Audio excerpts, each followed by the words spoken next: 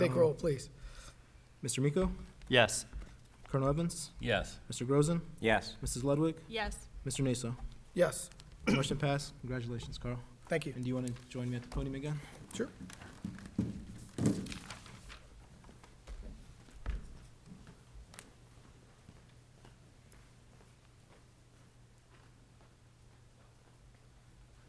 Please raise your right hand. Do you solemnly affirm that you will support the Constitution of the United States and the Constitution of the State of Ohio, and that you will faithfully and impartially discharge your duties as President of the Strongsville Board of Education to the best of your ability in accordance with the laws now in effect or hereafter to be enacted, during your continuance in said office and until your successor is chosen and qualified? If so, please say I do. I do. Congratulations. Thank you.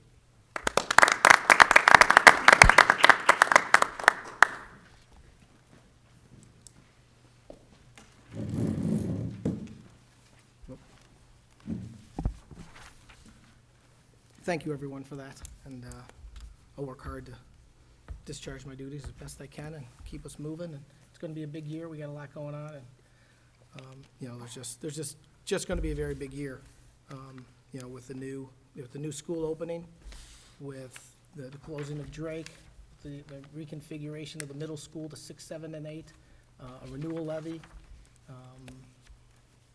SEA negotiations. We've got a lot of stuff on our plate this year, so it's gonna be a good year, and I'm excited to help, and I know the whole board's ready to get going on it, so with that, we now have the election of the vice president, and with that, do I have a nomination? Mr. Naso, I'd like Yes. to nominate Richard Micko, please. George makes the motion. Do I have a second? Second. Thank you, Jane. Jane seconds it. Any discussion? George, you want to take call? Yeah. Mr. Grozen? Yes. Mrs. Ludwig? Yes. Mr. Miko? Yes. Mr. Naso? Yes. Colonel Evans? Yes. Motion passes. Congratulations, Richard.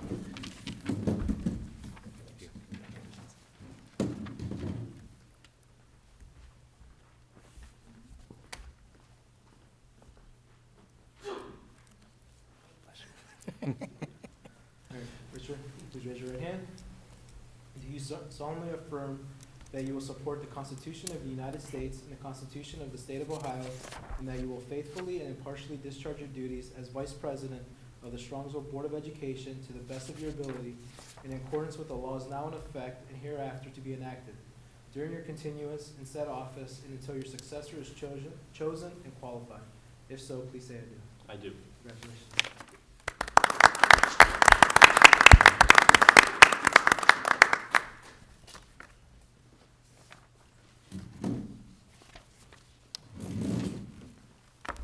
I just want to quickly say thank you to my fellow board members and the administration. Carl is correct. We do have a lot going on this year, and all of it's exciting, and I'm looking forward to doing that work. And if it's all right, I'd like to ask us to take a moment or a pause to allow anyone who needs to leave at this time. Some of you have homework to do, and I expect it all to get done. Thank you. Goes for you too, Kirsten.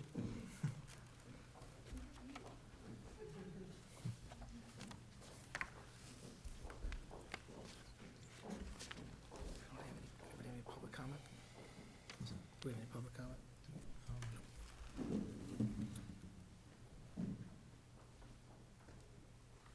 No. We have no public comment, so that takes us. They couldn't find us. They couldn't find us. If we keep moving around. Go, we have, 12462 Saddlebrook Lane, Jim Carbone. I just want to thank you guys for your dedication over the past year. I know there's a lot of work, a lot of time away from your family, to commit yourself to other families and their children.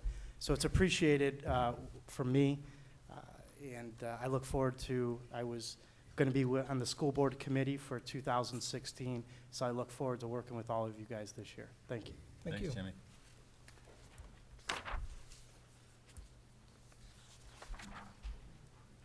All right, that That brings us to agenda item number 9, appointments of the liaisons to committees for one-year terms. We thought with all that was going on, we kept things pretty consistent on the committees this year with one change. So for city council, we'll have Jane will be the city council liaison with the alternate being Duke. For the Education Foundation, it'll be Duke and myself. For the PTA, it'll be Jane. School Board Association and Legislation will be Richard. And Student Achievement will be Jane. Do I have a motion? So moved. Thank you, Duke. Second. Second, Jane. Any discussion?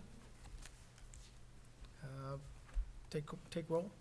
Colonel Evans? Yes. Mrs. Ludwig? Yes. Mr. Miko? Yes. Mr. Naso?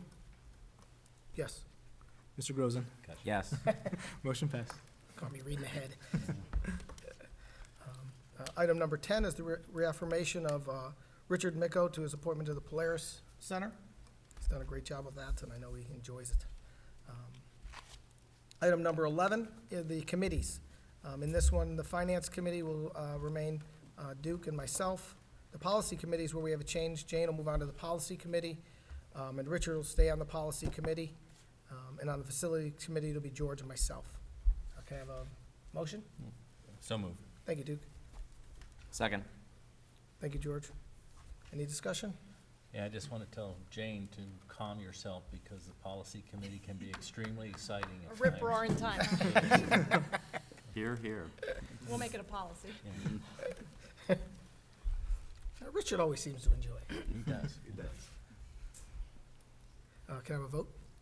Colonel Evans? Yes. Mr. Grozen? Yes. Mrs. Ludwig? Yes. Mr. Miko? Yes. Mr. Naso? Yes. Motion passes. Thank you. Item 12, establishment of the 2016 Board of Education meeting minutes. Meeting dates, excuse me. The dates, there's an exhibit in the back which lists all the dates. And I think we've all had a chance to review those, and they look okay. I don't see anything. Those work. So I think we're good there. Does anybody have any comments on the meeting dates? No? It's the one in July. Why is that a Monday? It always has been. It's been the homecoming week, to stay away from that Thursday there in the middle of the month. It's been traditionally, except for last year, we moved it that Monday. Homecoming in July? Oh, you mean? The Strongsville City. Strongsville. Gotcha, Yeah. okay. And then I do see we have one on St. Patrick's Day. Let me go over All right. there. Cameron will bring the green beer. You- We'll all be wearing the green at least. Yes. Number 13 is at Robert's Rules. In the absence of policy, we use Robert's Rules of Order. Item 14, establishment of the service fund for 2017 according to Ohio ORC Code 3315. It's to certify that the pupils enrolled in Strongsville are 5407. And sounds good to me. Recommendation, hold on a second. Cameron, do you want to take some of these, or? No, these are all you. These are all me? These are all you. Oh, my gosh. Keep going, you're doing great. Recommendation by the superintendent authorizing the treasurer to reinvest the funds for 2016 in accordance with board policy and establishment of administrative procedure. Results of such investments will be reported on the monthly financial reports throughout the year and to pay bills within the adopted appropriation in 2016. Item 16, be it resolved, this one we need a vote for. Be it resolved that the superintendent of schools and his designees be authorized to contact legal counsel as necessary for successful performance of their duties. Legal counsel is designated to be Bricker and Eckert, Smith, Peter, and Kaleo. Kalale, Squire, Patton, and Boggs, Pebble and Wagner, Hoover, Six and Associates, Riley Law Firm, and Walter Haverfield. Now we have, well, let's have a motion first. So moved. Second, There you go. Jane, whoever you want. second by Duke. On discussion, none of these law firms are under retainer, so they're used just on an hourly basis when we need them. Each one of them has a specific specialty in which we use them for various uses, and they've all performed in the past. However, we're always up to review and select and determine whether we need to change those firms. And I will, I assume that based on, we've done a proper review to make sure that we're happy with all of them, and any of them that we're not would be replaced. So, do I have any further discussion, Duke? Well, I'm always asked why we have so many law firms and could we possibly explore getting a package deal from one of these more qualified firms to handle more than one issue. And whether it's, Pebble and Wagner or Squire, Patton and Boggs or whoever, if we can get a better rate by engaging them for more than one activity, then I think we should explore that, rather than having all of these firms in the mix. Each one is, and what we have done is we have in the past moved to law firms because of better rates and quality service as well. The challenge is some of these law firms on here are so specific. So for example, Squire Boggs, they are our bond counsel. There's not a lot of legal firms in the area that work with bonds. Riley is our construction counsel. There's not a lot of legal firms that work with construction. Hoover Six, they work with tax appeals. There's not a lot of law firms. So in terms of special education law, we will explore that, Colonel, and see if we can consolidate that. Pebble and Wagner takes care of personnel and negotiations and things of that. The rest of the law firms help us with students with disabilities, legal cases related to that. That's where we can look and see if we can consolidate a little. But the few that I just mentioned, there's such, George, correct me if I'm wrong, because a lot of are in your area, but there's such niche firms that there's not many, a lot of the bigger firms don't have that skill set, and that's why we have to farm it out. Okay. We need a vote? Mrs. Ludwig? Yes. Colonel Evans? Yes. Mr. Grozen? Yes. Mr. Miko? Yes. Mr. Naso? Yes. Motion passes. Item 17 is the Board of Education meeting minutes. Provided that the Board of Education receives the minutes of the previous meetings at least 3 or 4 days in advance, authorization is given to waive. We don't have any minutes to approve here, so. The 18th, item 18, resolution requesting notification.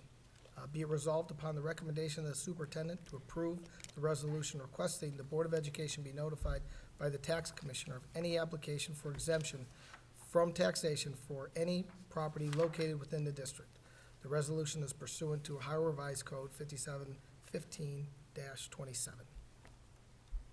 Item 19, tax budget for calendar year 2017. Be it resolved upon the recommendation of the treasurer that the tax budget for the calendar year 2017 be adopted. That's identified in Exhibit B. Carl, I have a slight presentation on what the tax budget is. Oh, sure, please. And kind of just give me back on what it is and what's in there. Okay, thanks, George.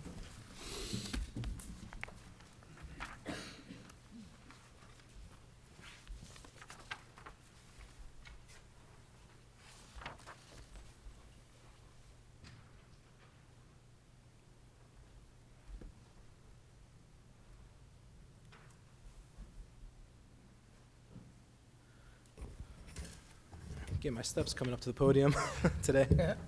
What the tax budget is, it's an annual item that the board must be approved and submitted to the county for tax collections every year by January of 2015. The county needs this so they can begin levying taxes for calendar year 16, which will be collected in calendar year 17. The alternative tax budget purpose, the county budget commission must certify tax rates to each subdivision or taxing unit by March 1st for school districts under Ohio Revised Code. The county budget commission is required to issue an official certificate of resources for the upcoming fiscal year. When the budget commission is settling tax rates based on taxing units' needs, its determination must be based on information the county budget commission requested the taxing authority to provide within the alternative tax budget. The information they've asked for is within 5 schedules. The schedules are Schedule 1, Division of Tax Levies, Statement of Fund Activity for the upcoming fiscal year, Unvoted General Obligation Debt, Voted Debt, and Tax Anticipation Notes. In the following few slides, I have what makes up each schedule. So the next schedule, Schedule 1, the Division of Taxes Levied. This is a summary of all of our current levies that that the district has broken down into type, general, permanent improvement, and bond. Within the general fund, there are 8 levies, 7 continuous and 1 renewal. The renewal levy was renewed in tax year 2012, which began collecting in 2013, which will expire in 2016 and will receive collections through calendar year 2017, and it will expire if not renewed. The collections are always a year behind the tax year. For example, the tax bills we just received from the county for our homes and businesses are based on rates from calendar year 2015, which will be paid, and the district will receive in calendar year 2016. For the renewal levy, the first time we can go on the ballot for the renewal is this fall, November 2016. In order for the levy not to expire, it must be renewed no later than November of 2017. The next column, the maximum rate authorized, shows the maximum rates the levies were when first approved. In total, 81.78 mils. The next columns after that show the effective rates, which taxes are actually levied against. So 41.05 mils for residential and 45.36 mils for commercial. House Bill 920 passed in 1980 states that a taxing authority can only collect taxes based on the value of the levy at the time of the initial passage. As property values increase or decrease, the levy's effective rate will change to maintain the initial value of the levy. For example, let's take the 1978 levy. In 1978, when the levy was first approved, you can see the maximum rate was 6.7 mils, which probably generated about $3 million based on property values at the time. Let's fast forward to today, 38 years later. Those same property values have increased. So for the 1978 levy, those properties can be levied for the initial value of the 1978 levy of $3 million. So to generate $3 million in today's value, the effective rates are 1.99 for residential and 2.32 for commercial. So in total, all of our current levies generate about 62.6 million.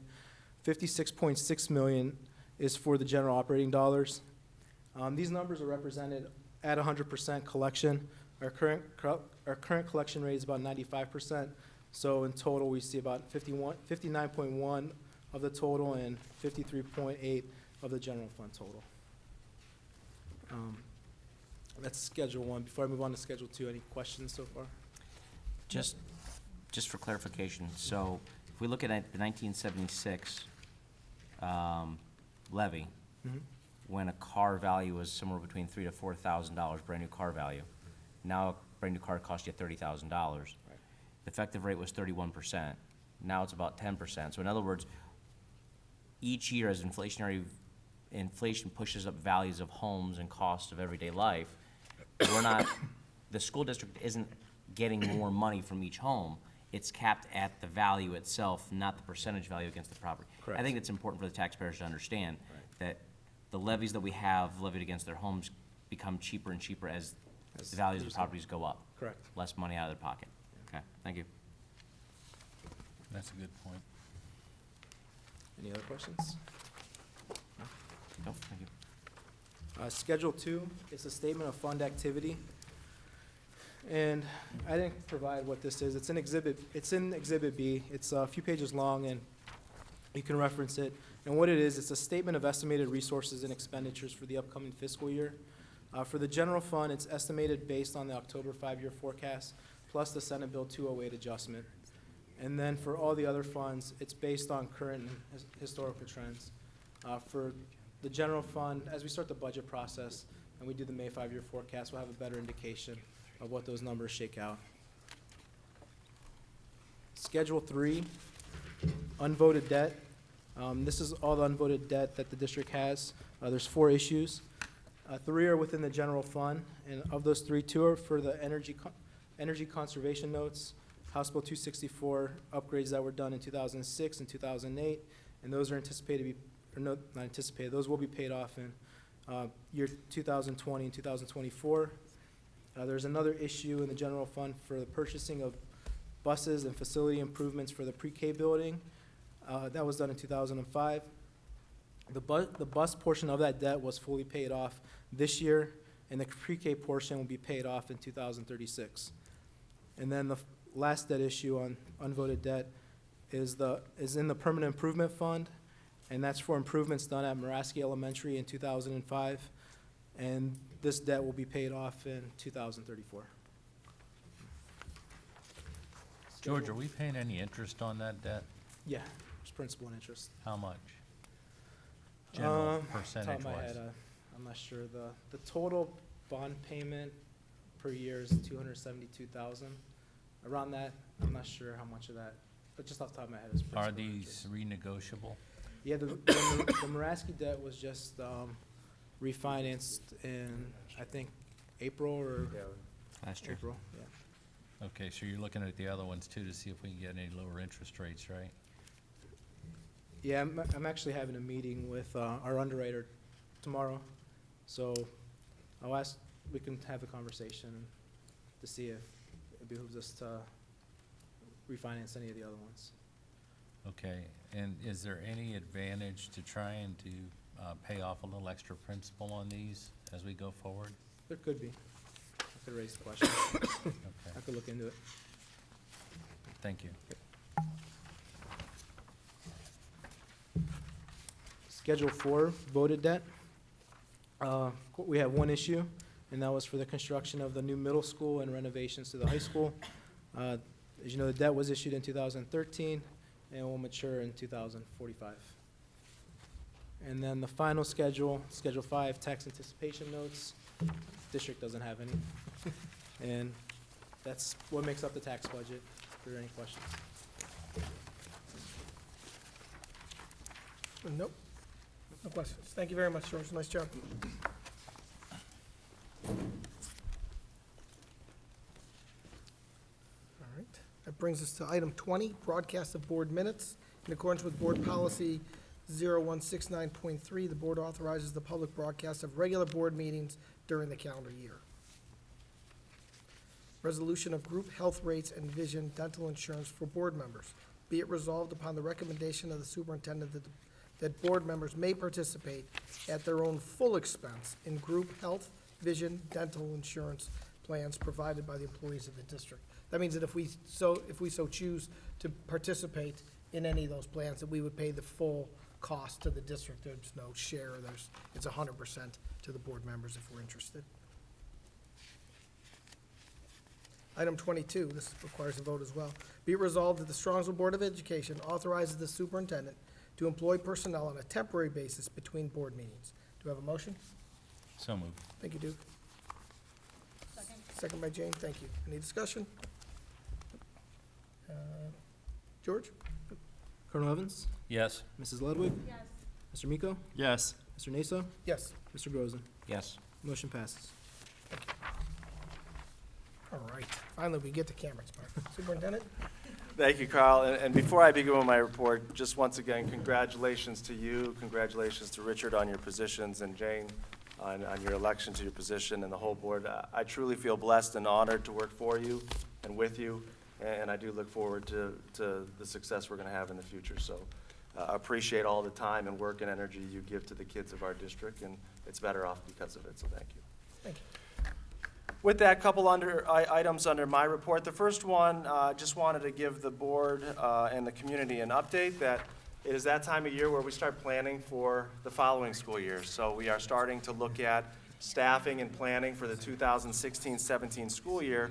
And one of those first activities is for kindergarten registration and full-day kindergarten tuition.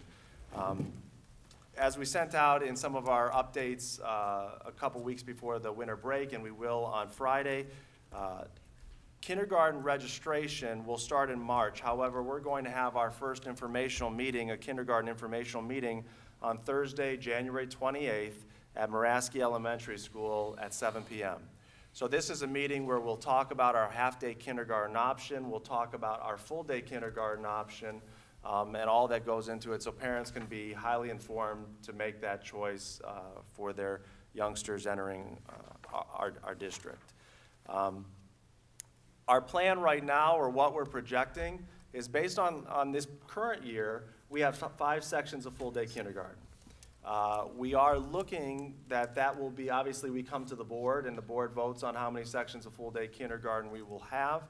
Every student that was requested to be in full-day kindergarten is in full-day kindergarten. We have no students that were on the wait list. We have no students that failed to get in a class, and we feel that that'll be consistent next year. So our intent and our goal should we have enough numbers for the full-day kindergarten, is to have a full-day kindergarten section at every elementary school in our district.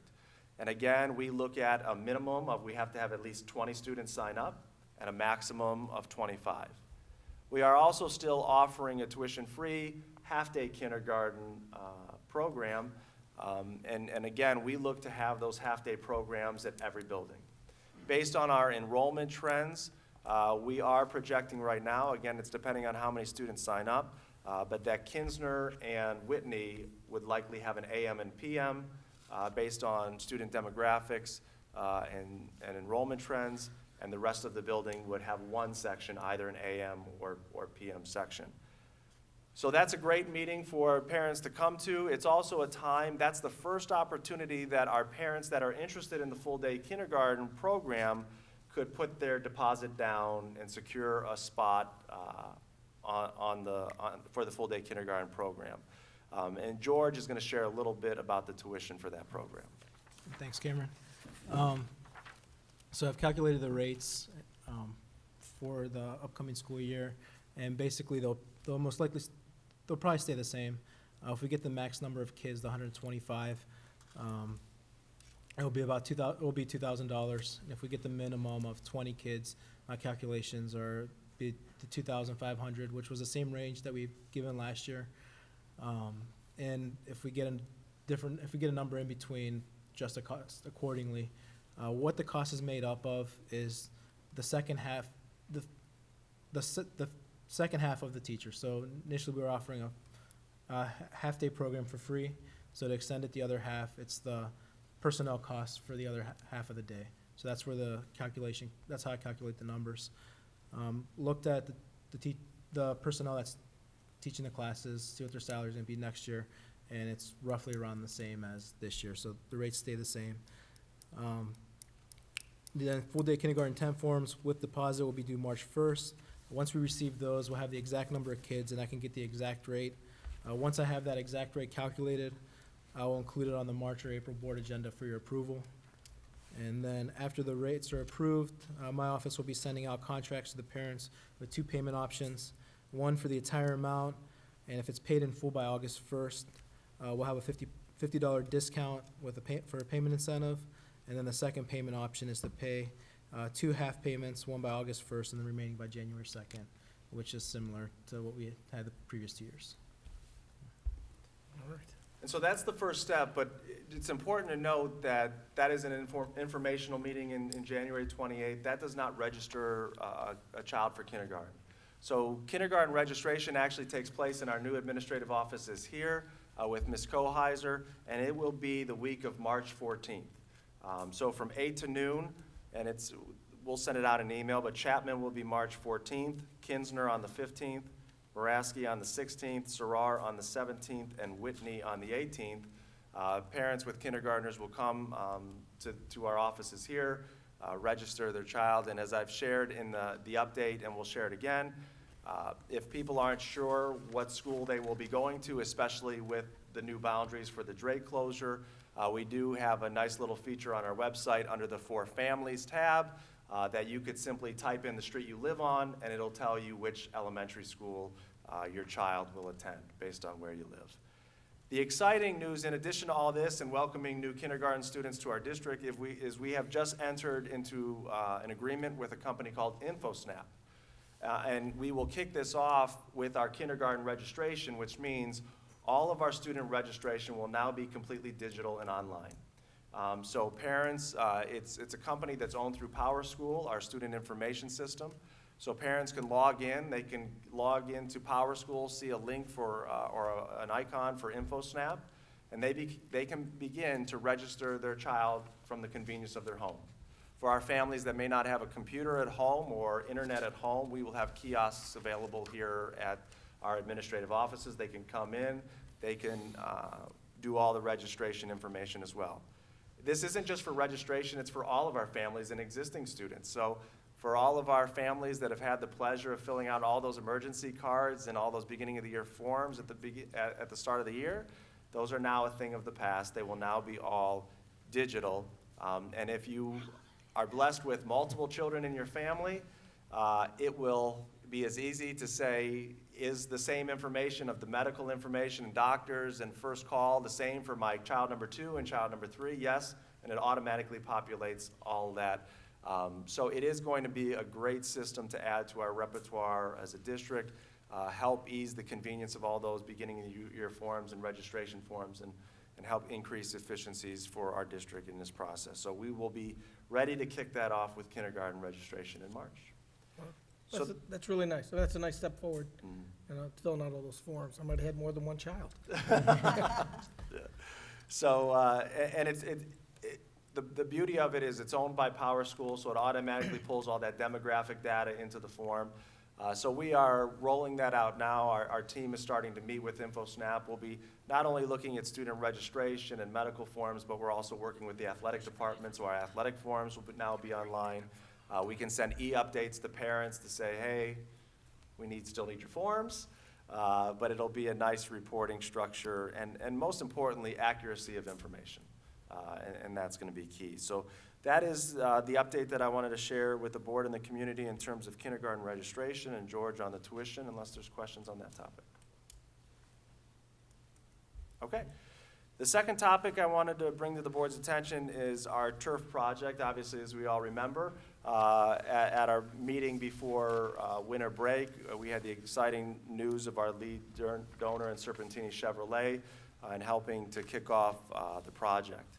I'm also excited to share that at our next board meeting, we'll have another donor that will be joining us to share another lead gift in the Excellence in Academics product or project, but we'll save that for next month. So we continue to meet. The turf committee that the board, is superintendent's committee that the board directed has been meeting. We met before winter break. We're going to meet in the next week, and are working to work with the corporate sponsorship opportunities and fundraising efforts, in addition to our parents and staff and community that have been gracious enough to donate some funds to the project as well.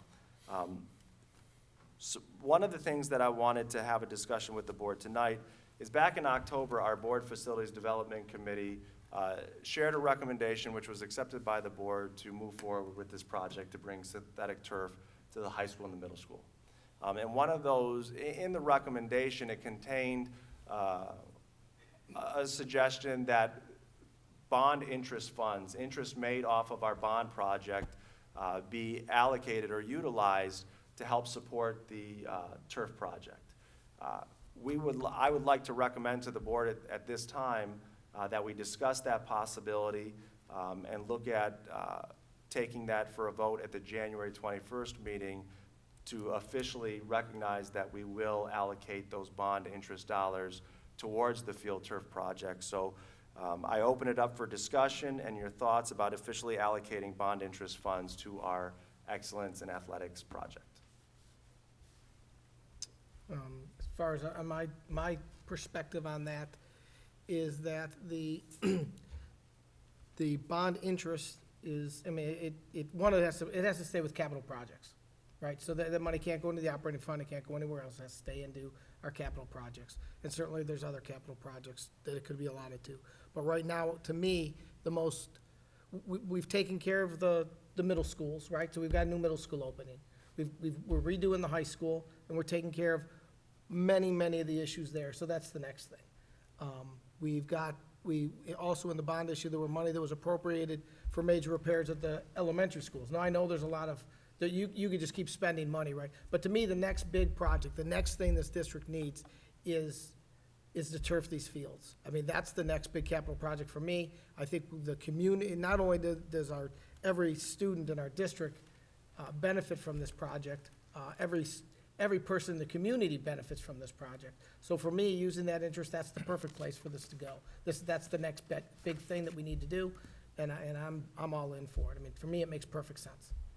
So, Yeah, I agree with everything you said, Carl. I think we do need to do it. Certainly would give us better utilization of our facilities, but I think that we should be able to use this interest, but as kind of a last resort after we see what our business folks in Strongsville step up to the plate and do, as Mr. Serpentini did.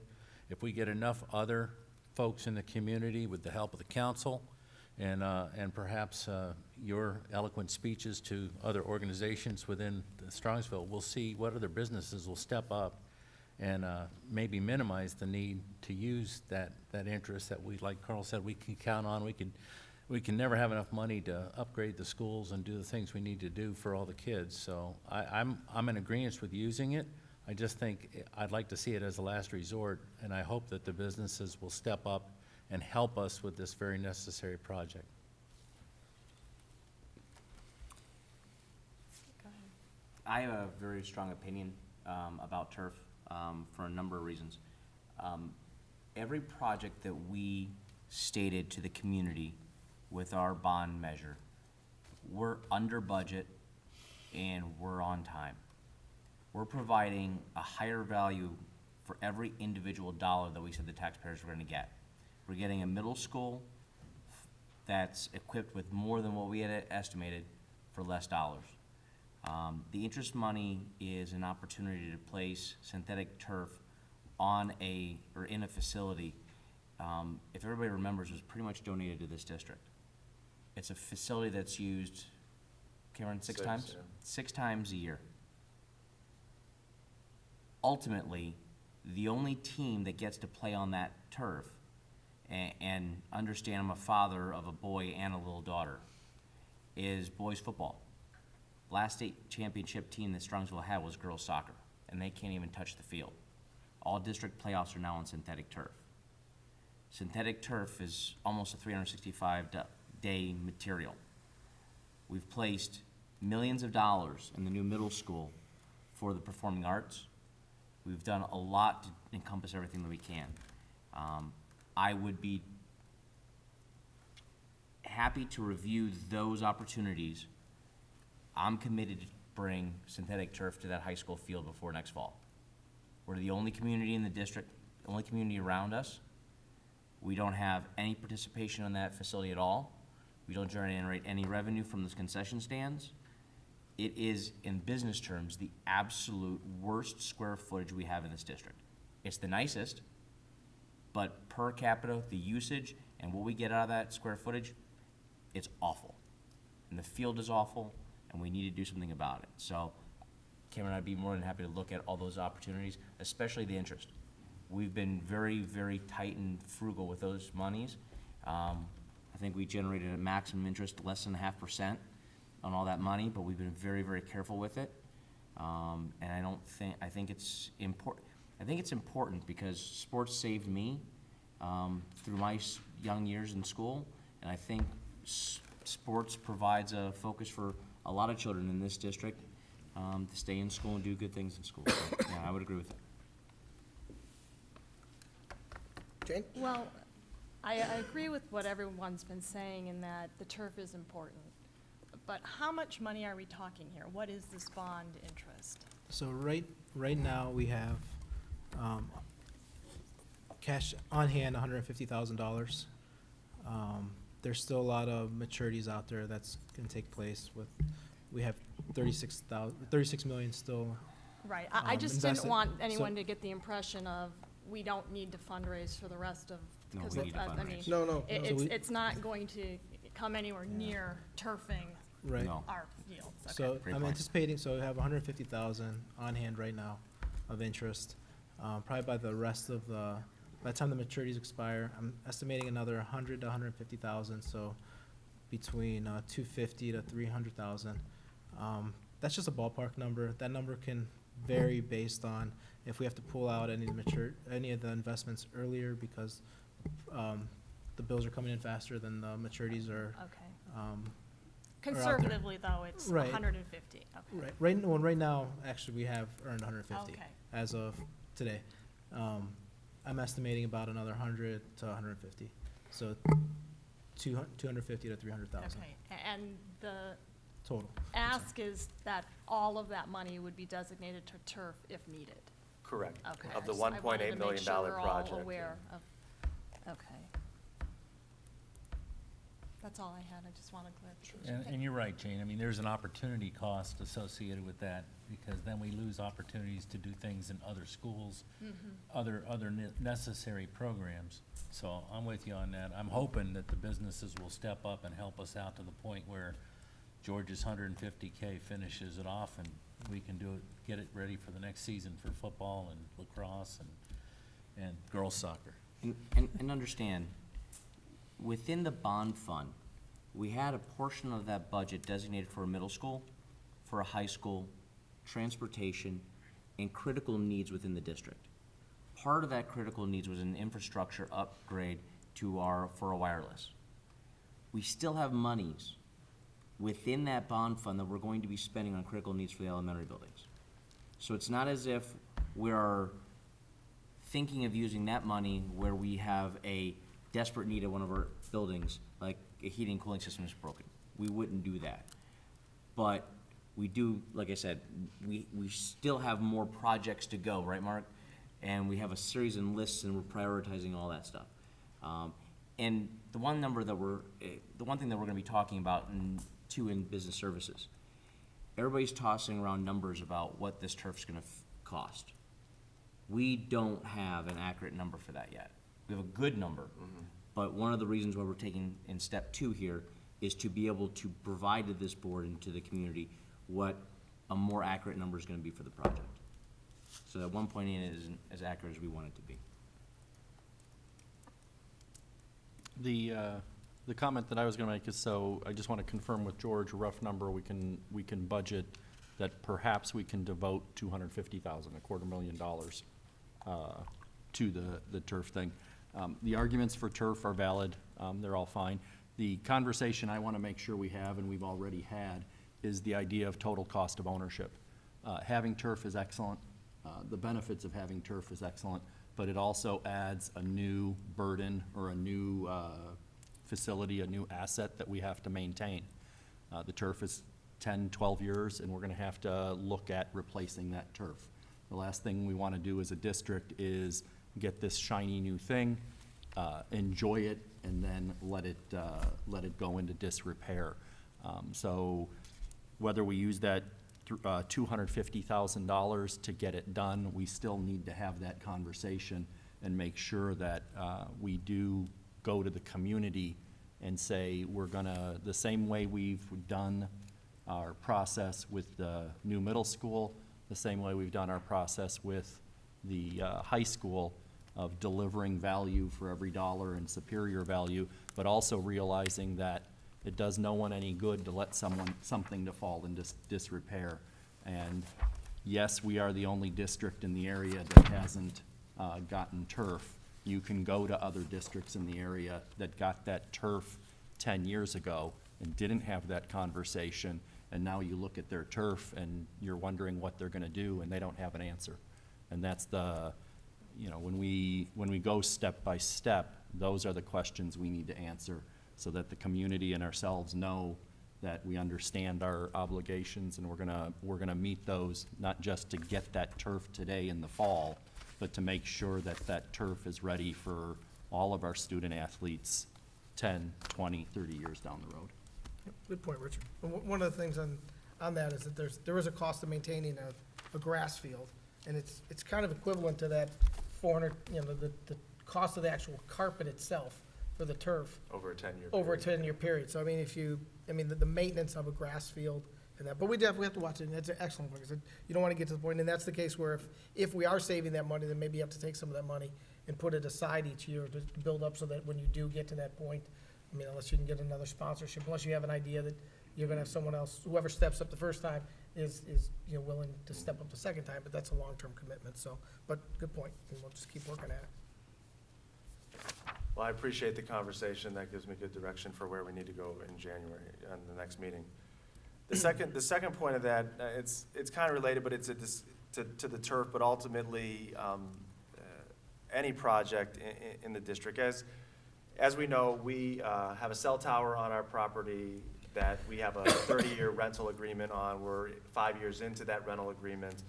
And the way the rental agreement works is we get X percentage of dollars each year. I think, Mark, it's about $37,000 right now that we get, or George, around that. Yeah, it's wrong. So around there, $37,000. Every 5 years, there's a 15% escalator, so that price goes up.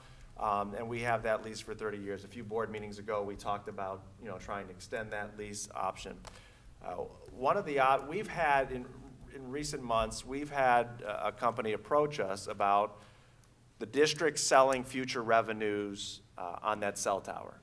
Meaning, we would sell them the lease to not the cell tower, but the co-locators that are on there, which is AT&T? So AT&T are the co-locators that are on the cell tower. There's companies out there that are interested in buying the lease for AT&T. The cell tower would still be our property. If Verizon came to us and wanted to add co-locators on there, another company, we could still sell those and generate those funds. We would have it, after that, after the set lease. But there's interest in providing a lump sum payout to the district to purchase that long-term lease. Like I said, we've had one informal company come to us and inquire about that. And I'm recommending to the board and asking for permission to go out and see what is truly out there. See what interest there is, what would be firm offers for that, and then bring that back to a board for a discussion to say, what is the cost-benefit analysis for us as a district? Do we want to hold the lease for the next 25 years and get that incremental $30,000 to $40,000 a year? Do we want to sell future revenues and take the lump sum and use that for a project or initiative in the district? But with your blessing, I would like to go and direct Mark to officially start getting some firm quotes as to what interest there is in purchasing those future revenues, and then come back to the board with some specifics and make some decisions as to whether we want to keep the lease as is, sell the future revenues, and have a discussion from that point forward. I'm all for investigating it and seeing what that offer is. For me, that's operating money, right? So it has to offset operating costs. So it's got to come in on a cost-benefit analysis. And if possible, we talked just a second ago about that, the money for the cost to maintain the field. If we can make more money by turfing the field and using those dollars, and if those dollars offset the cost of maintaining the grass field, and if there's cost avoidance there that we can use, then it's an investment. And as long as you do a return on capital and it's a positive ROI on that, then it's a good decision. If it's less than that, then there has to be non-financial reasons which make it a good decision. There's got to be a commercial reason or utilization reason or some other thing that tips the scale in your favor. But for me, it would have to be a return on investment kind of decision that says, okay, we can get, instead of getting $37,000 a year, I'm going to get $400,000. I'm going to take that $400,000 to $300,000. I'm going to invest that in turf, and in doing that, I'm going to save more than $37,000 a month in operating costs. And if that proves to be the case, then that seems to work for me.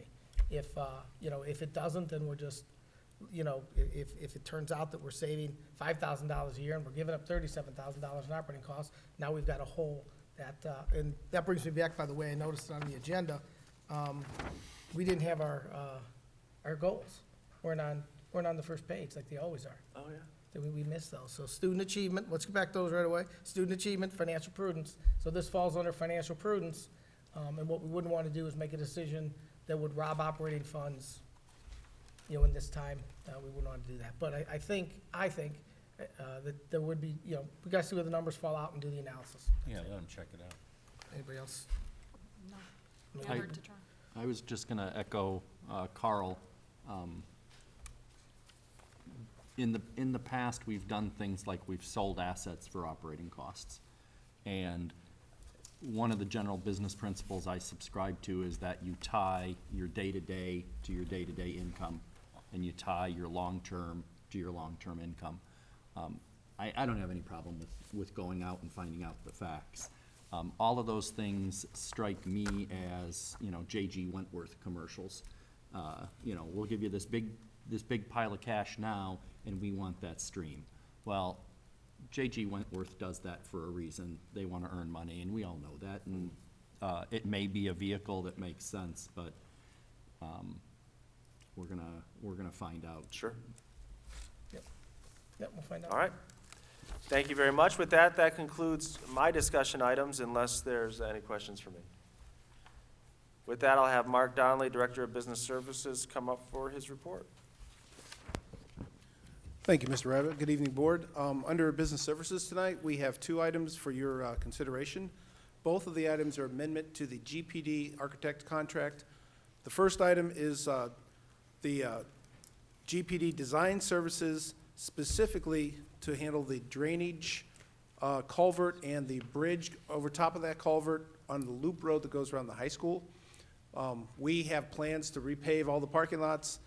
Analysis of that culvert this past summer, when we tore the weeds back, we realized there's some issues. The architect looked at it, and to design that properly, his fee for that would be $16,331. That includes a reimbursables of $3,885. Should I read the resolution, or do you?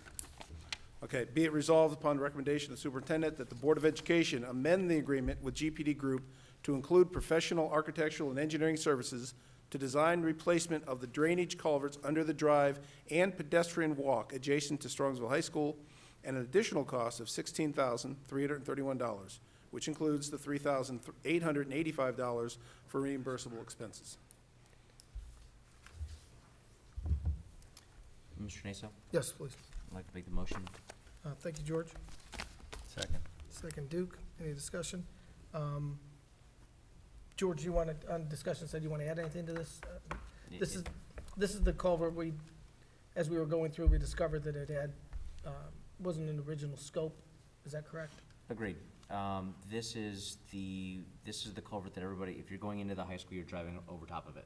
Okay. We're spending a few $1 million to repave every single parking lot in that high school, and the culvert's failing.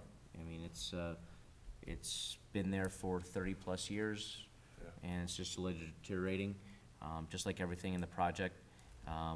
With a good plan and a proper scope, and having someone truly design it correctly is why we're under budget, and on time. So I agree with you 100%. Cool, thank you. Any other comments or questions? I just want to highlight again, although it says additional cost, we are still under our budget, and we can afford this, and it's the right thing to do, again, with that idea of long-term commitment and not being penny-wise, pound-foolish. Yeah, one other thing, we are gonna put a light over that pedestrian crossway. Yes. Right by the football stadium. There are additional lights coming, but it's not part of this project, this change order. There'll be another change order that addresses that. Right. Actually, it's a smaller amount that won't, Oh, we lost you. I don't know the amount right now offhand, but there is a change order coming to add additional lighting out there at the high school. What I'm saying is, Mark, when we were during football season, when everybody was crossing that bridge, there was so much overgrowth of vegetation and everything. I actually thought it posed a safety hazard to our students. And we didn't have enough lighting there. It was like a black hole. So now we get the new culvert put in there. We're gonna keep that vegetation back, and we're Yes. gonna have a light over there. It's gonna be a lot safer for all the students. Correct. And faculty that use that parking lot. Correct. Yes, the lighting is going to be added, yes. Okay, great. Perfect, thank you. George, vote? Mr. Grozen? Yes. Colonel Evans? Yes. Mrs. Ludwig? Yes. Mr. Miko? Yes. Mr. Naso? Yes. Motion passes. Thank you. Item 2 is another amendment to the GPD contract, and this is for, as we talked earlier under Cameron's area, this is for design services for designing and engineering the turf field and removing the dirt field and engineering the installation of a brand-new turf field at the high school stadium. Be it resolved upon recommendation of the superintendent that the Board of Education amends the agreement with GPD Group to include professional architectural and engineering services to design the removal of the existing natural grass in the high school football stadium and replace it with artificial turf at an additional cost, $37,893. This is for design services only, not the turf itself. Thought we got a really good price. Actually, this price, when you talk architectural fees, you usually look 7 to 10% of the project cost. This is much below that, so we are getting a good price on the design services. Thank you. Do I have a motion? So moved. Thank you, Duke. Have a second? Second. Thank you, George. Any other discussion? Mr. Naso? Yes, sir. Under the title of it, where it says that this is going to be taken from the construction fund, that's actually an error.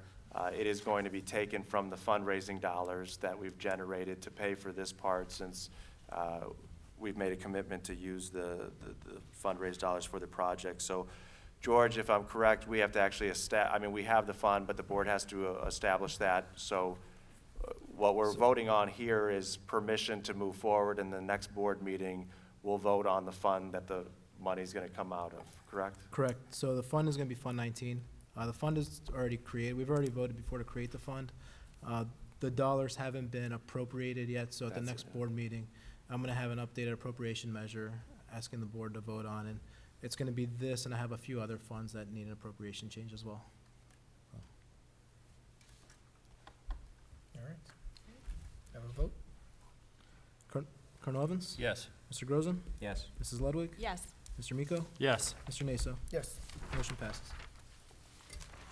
The final item under business services tonight, it was going to be a discussion item about the dark fiber versus lit fiber connecting our new middle school to our network of buildings. However, with all the unanswered questions and new information from potentially Nowaka, John Bedford with the city, and Time Warner has some additional information, we are going to pull this discussion until I have answers instead of questions for you. And also, we have a construction meeting next week with all the technology players. Will be at the table on Thursday at 10 a.m. At the construction office, and we will get to the nitty-gritty of what we need to know about dark fiber, light fiber, and what our true costs are and what the issues are as far as taking buildings offline, et cetera. So I would request that we take this item off the agenda. I do have one additional item to announce. On January 30th, we will have for the community a final walkthrough of the old Board of Education building. It'll be from noon till 3 o'clock. I invite anybody in the community who's interested in seeing that building one final time, because the following week, the construction team will move into it. We will also begin preparations as they get ready to abate and demo the annex and the old publications area. And so the construction team will be moving into the old board building, and probably will be in its best shape for viewing the end of this month on January 30th. So we invite the community to come in. Anybody who's gone to school there or had parents went to school there, please come in and see the building one final time as a goodbye to the building. And if there are no questions, that's the end of my I have report. one comment for you, Mark. Sure, On this dark fiber, lit fiber stuff, yes. two things. Number one, think outside the box. Number two, explore all the options.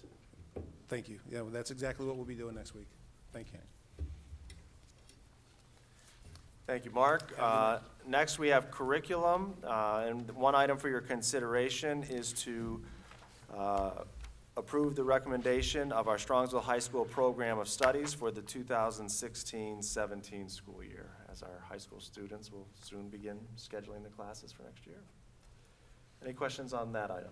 No, a comment though. Sure. I was tickled, as I'm sure other people were, to see the ROTC classes were already listed in our curriculum guide. And it's really nice to see a class that has leadership listed.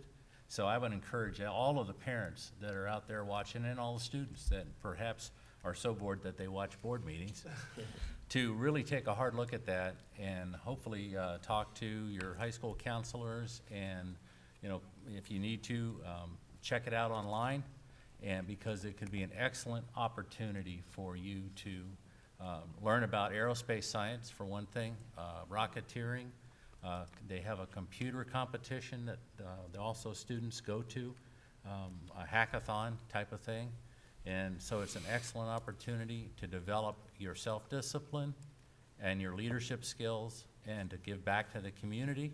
So we're hoping to get 100 students or more signed up. And it's open certainly to, even if juniors, people are going to be seniors next year, they could certainly take 1 year of it. Would be an excellent elective to take a look at and get involved in. So, does Just wanted to mention Absolutely. that. I was glad to see you got it in there. so. Absolutely. Any other questions, comments? No, I was going to echo the same thing. I was really excited to see that, and our STEM program was also highlighted in the back. It's another alternative for people. And for those of you students that aren't doing your homework, check out the gym options for next year. There's some really cool new phys ed opportunities for you, so. Of which ROTC is one of them. Oh, that's true. No, we are excited. The high school does an outstanding job of evolving their programs and their offerings each year. I met with Mr. Smithberger yesterday, and for this year, we're up to 950 students that are taking AP courses and tests, which his goal when he became a principal was 1,000 students, which we're sure to be on track to surpass next year. So the variety of options that we have, our high school teachers have also been working diligently. As we talked about in last year, College Credit Plus took over the post-secondary option. Our teachers are now working with, there's some grant opportunities through Cleveland State. There is an opportunity where we could offer College Credit Plus classes taught by our high school teachers taught at Strongsville High School. So as a former high school principal and as a superintendent, I think it's so important for our students to be on our campus and to be able to take those courses without having to make the decision, do I leave, do I stay? So we are focusing, we have some in the math department, we're focusing on English departments since that's the majority of our students are going to Tri-C for English credit. So we're excited to branch that. And if you will notice, there is a blended learning course next year in the English department. Our English department has spearheaded some blended learning opportunities, and that will be the first time it will be offered at the high school next year. So I commend our administrative team and our high school teaching staff for their work in continuing to evolve our courses to meet not only state mandates, but the needs of our students. Moving on to student services, we do have one item for your consideration. It's that the board enters into a tuition excess cost agreement with Monarch School for special education and related services for a student with disabilities for the 15-16 school year in the amount of $78,000, which can be found in Exhibit E. If there's no questions, that ends the student services report as well as the superintendent report. Thank you, Cameron. All right, thank you. Thank you, Mark. This brings us to the consent calendar. Action by the board and adoption of the consent calendar. At this point, the agenda means that all items on the agenda that appear with an asterisk, which constitute the consent calendar, are adopted by a single motion, unless a member of the school board or superintendent requests that such item be removed from the consent calendar. They are voted on and voted on separately. Do I have a motion? So moved. Thank you. Second? Thank you, George. Any discussion? Can I have a vote? Sure. Colonel Evans? Yes. Mr. Grozen? Yes. Mrs. Ludwig? Yes. Mr. Miko? Yes. Mr. Nasa? Yes. Motion passes. Thank you. Brings us to item 25, first reading of the board policies. We have a number of them. Conflict of interest, FLMA leave, recording of district meeting and minutes involving students and or parents, conflict of interest, FMLA leave, professional staff, conflict of interest, classified staff, FMLA leave, classified staff, graduation requirements, use of district premises, emergency situations at schools, automatic external defibrillators, and food service. And that brings us to Board of Education other. Anybody have any other? No other.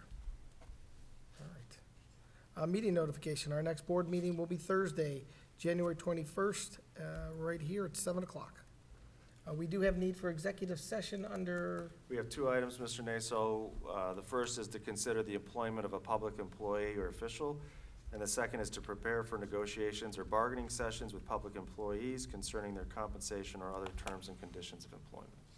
do you have a motion? So moved. Thank you, Duke. Second? Thank you, Jane. Any discussion? A vote? Colonel Evans? Yes. Mrs. Ludwig? Yes. Mr. Miko? Yes. Mr. Nasa? Yes. Mr. Grozen? Yes. Motion passes. All right. We're Entered good. into, okay. Oh, go ahead. No. Entered into executive session at 8:15. 8:15, perfect. No public business afterwards. That'll do it.